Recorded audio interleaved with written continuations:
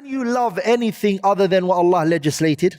Yani the Prophet here, he loves more to face what? Mecca. But the legislation is what? It is to face Bayt al-Maqdis. But he loves and he wants to face where?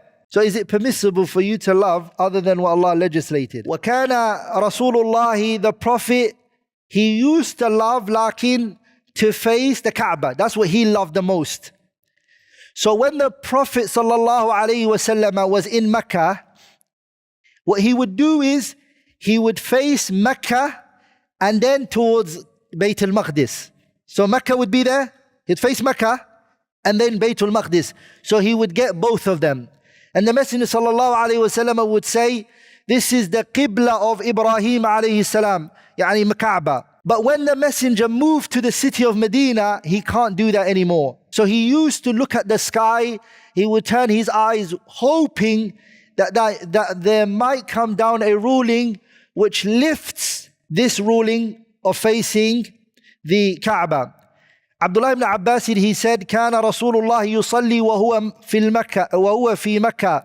The Prophet, he used to pray when he was in Mecca, نحو بيت المقدس. والكعبة بين يديه, and the Kaaba would be in front of him. وبعدما هاجر, when he migrated like into Medina, 16 شهرا, 16 months, ثم صرف إلى الكعبة, then the legislation came down where he was now given what he wanted.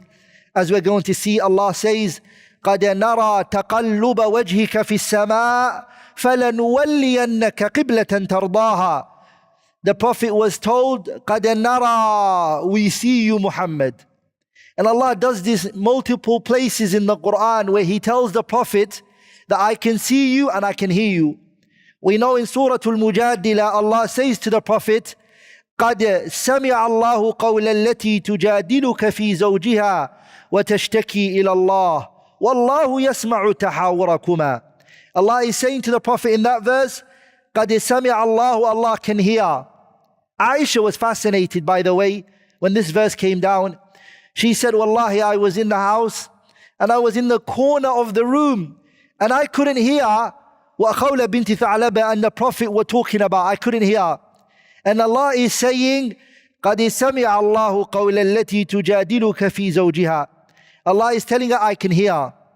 And here Allah is saying, I can see. قَدْ نَرَى تَقَلُّبَ وَجْهِكَ. Muhammad, we see your face, sallallahu alayhi wasallam, turning towards the sky. Because that's where the revelation used to come down to him from. Jibreel would bring it to him. وَإِنَّهُ لَتَنزِيلُ رَبِّ الْعَالَمِينَ نَزَلَ بِهِ الرُّوحُ الْأَمِينَ. Jibreel would bring it down to him. So he looks up the sky, hoping, inshallah, there might come a revelation that will say to him, you can now go and face the Kaaba. The Prophet sallallahu alaihi wasallam, after that, Allah tabaraka wa ta'ala permitted him to face the Kaaba. وَأَنَّهُ صَلَّى قِبَلَ بَيْتِ الْمَقْدِسِ. And he prayed towards Bayt al-Maqdis for 16 months or 17. وَكَانَ يُعْجِبُهُ. But he used to love to face the Kaaba. Now the scholars of Islam, they look at evidences very deeply. And they ask themselves a question, which is, can you love anything other than what Allah legislated? Yani the Prophet here, he loves more to face what? Mecca. But the legislation is what? It is to face Bayt al-Maqdis. But he loves and he wants to face where? So is it permissible for you to love other than what Allah legislated? The Prophet ﷺ didn't dislike facing Bayt al-Maqdis. He honored Bayt al-Maqdis. He saw it as an honorable place. But he preferred more, he liked more. As he loved what Allah legislated, he preferred Mecca, as Mecca is more honorable than what? Bayt al-Maqdis. And that is what Allah permitted for him later, sallallahu alayhi wasallam. So the Prophet, he prayed Salatul Asr. The ayah came down, فَوَلِّ وَجْهَكَ شَطْرَ الْمَسْجِدِ الْحَرَامِ. That verse came down where he was instructed to face the Kaaba. The companions didn't all hear about the legislation. So Asr time, those who were with him, they faced Mecca. And those who were on the outskirts of the city of Medina, like Masjid Quba, they didn't hear of this legislation. So when did the news reach them? No, the Prophet ﷺ is in Medina. He's praying Salatul Asr. he now has received a legislation which tells him to face the Kaaba. So he and those who are with him are now facing the Kaaba. What about those companions who are not with him, who are living a bit far from him? Masjid Quba is outside the city of Medina right now. So what do they do? When do they find out the news? When does it reach them? Salatul Fajr, sah. Salatul Fajr, the news reached the people of the outskirts, and they reached them the news that the Qibla has been changed and it is no longer Bayt al-Maqdis. Where is it? It's the Kaaba. What were they doing at that time that the legislation changed?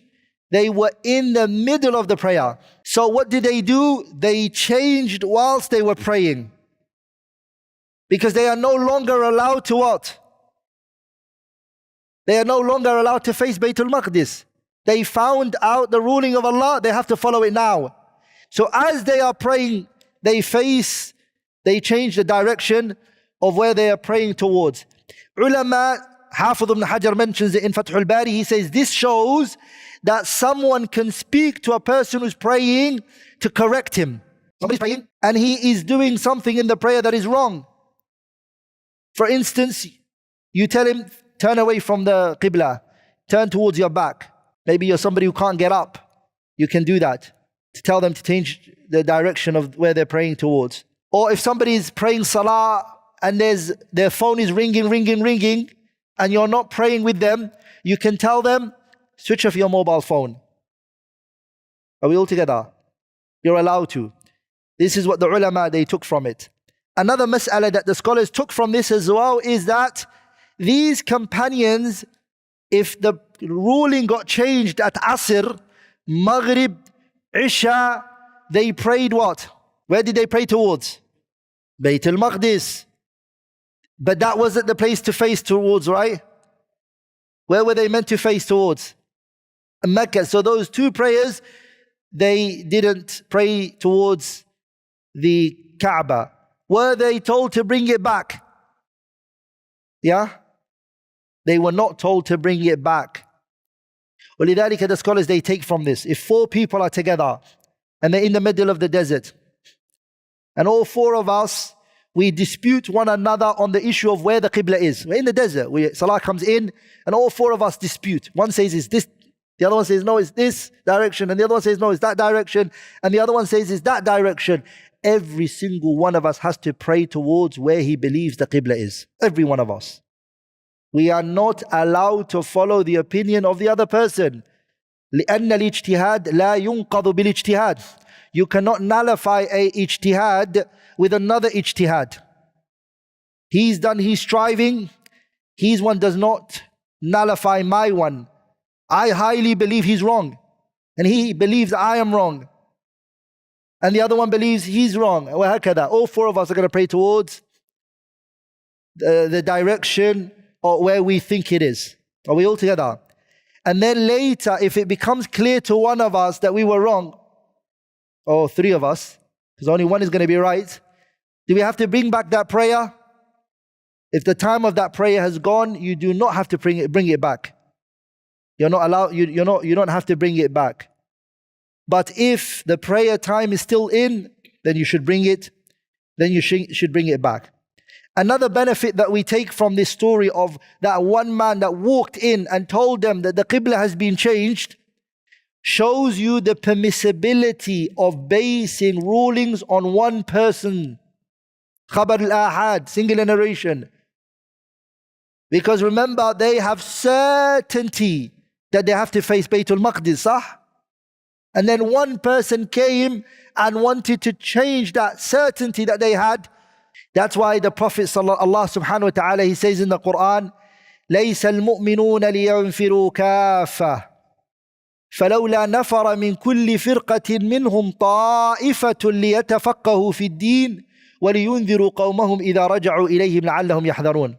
The believers, all of them don't have to go to the battlefield. If there's jihad, not everybody has to go. There has to be a group of people who are left, who stay back. The ayah says there has to remain a ta'ifa.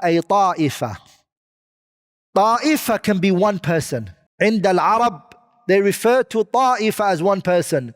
So if one person remains, based on what the ayah means, ta'ifa can be one person or more, he's going to remain, and what is he going to do? لِيُنذِرُوا قَوْمَهُمْ. He's going to warn the people. So one person can warn the people. One person can convey the message. And we all have the hadith of Mu'adh ibn Jabal, where the Prophet, he said, إِنَّكَ تَقْدُمُ قَوْمًا مِنْ أَهْلِ الْكِتَابِ min ahli kitab, you're going to come to a people of the scripture. Let the first thing that you call them be La ilaha illallah. Mu'adh is one person, and he's sent to what? The people of Yemen. One man to all the people of Yemen, and he's calling them to the religion. So this shows you, Ibn Hajar, he says that وَفِيهِ قَبُولُ خَبَرِ الْوَاحِدِ. This is evidence that one individual's reliable, who has integrity, it's taken. Also, another benefit that we take from this is listening to someone whilst you're in the prayer does not nullify your prayer. Those people, for them to change their Qibla, they had to listen to the person who was talking. So talking in the salah is what harms the prayer, but listening to someone outside the prayer doesn't harm the prayer, but it's something that a person should avoid if there's no benefit in it.